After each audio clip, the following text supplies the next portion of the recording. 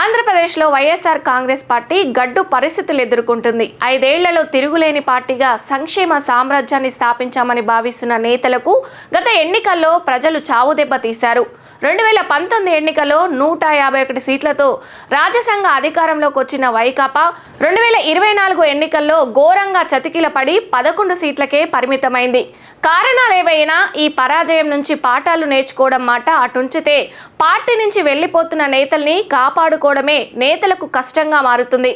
వెళ్తున్న వారు చెప్తున్న కారణాలేవైనా నష్టం వాటిల్లుతున్నది వైకాపాకే అంటే పార్టీ అధినేత మాజీ సీఎం జగన్మోహన్ రెడ్డికి అనేదే నిజం.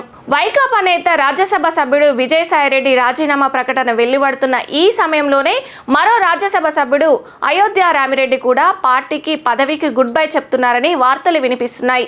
రాజకీయ భవిష్యత్తుపై మరింత స్పష్టత రావాలని ఎదురు చూస్తున్నారని, ఆలోచనలు కొలిక్కి రాగానే వెంటనే రాజీనామా చేసేందుకు ఇప్పటికే బ్యాగు సర్దుకున్నట్టు తెలుస్తుంది. వైకాపా నుండి రాజ్యసభకు ఎన్నికైన నేతలు ఒక్కొక్కరుగా పార్టీకు దూరం అవుతున్నారు. ఈ మధ్య కాలంలోనే మోపిదోని వెంకటరమణారావు, బీదా మస్తాన్రావు పార్టీ వీడి తెలుగుదేశం తీర్థం పుచ్చుకుంటే కృష్ణయ్య భారతీయ జనతా పార్టీ కాషాయ కండువ కప్పుకున్నారు. ఇక పార్టీలోని ఎమ్మెల్యేల్లో కొందరు పక్కచూపులు చూస్తున్నారని అంటున్నారు.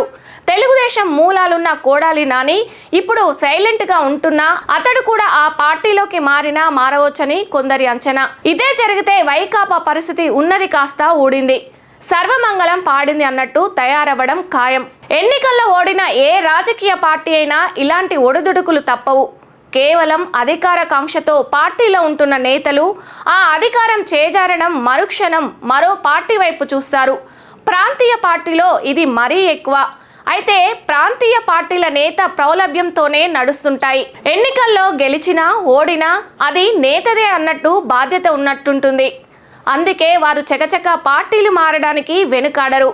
గత ఎన్నికల సమయంలో అప్పటి ముఖ్యమంత్రి జగన్మోహన్ రెడ్డి ఓ ఛానల్ ఇంటర్వ్యూతో మాట్లాడుతూ ఈ ఎన్నికల వైకాపా నేతలు మరో పార్టీకి కాదని జగన్మోహన్ రెడ్డిని ఇతర పార్టీల మధ్య జరుగుతున్నాయని చాలా స్పష్టంగా చెప్పారు.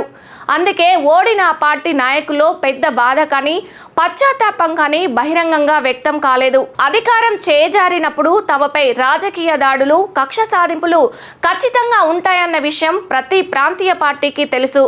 అందుకు మానసికంగా సిద్ధపడే ఉంటారు. ఈ పరిణామాలు కూడా అంతేనని అంటున్నారు. అధికారం 5 ఏళ్లకోసారి ఖచ్చితంగా మారుతుంటుంది. అయితే నాయకులు ఎక్కడ అధికారం ఉంటే అక్కడే వాలిపోవాలనుకోవడమే దురదృష్టం. ఆంధ్రప్రదేశ్లో వైకాపా పార్టీకి ఈ ఇబ్బందికర పరిస్థితులు అనివార్యమే అయినా అధినేత జగన్మోహన్ రెడ్డికి విదేశీ పర్యటన అనంతరం పార్టీ పరిస్థితుల్ని చక్కదిద్ది నష్ట నివారణ చర్యలు చేపడతారని ఆ పార్టీ నేతలు కొండంత ఆశతో ఎదురు చూస్తున్నారు.